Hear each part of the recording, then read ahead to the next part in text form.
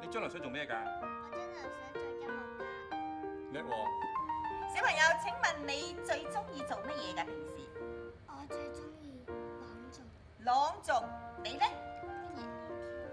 你中意跳舞，唔覺得你就成一個舞蹈家咁啦？你呢？我中意跳舞。你又中意跳舞啊？咁你兩個一齊跳好唔好啊？你哋有啲咩興趣啊？你講先啦。朗誦。朗誦，你咧？我中意畫畫。咁你咧？我中意大提琴啊，大過你嘅喎，咁點樣拉啊？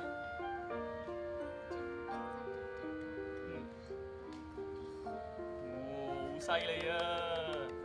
你平時有咩興趣㗎？我平時中意唱歌同埋跳舞，仲有冇多啲啊？同埋畫畫。哇，咁多㗎，又動又靜喎。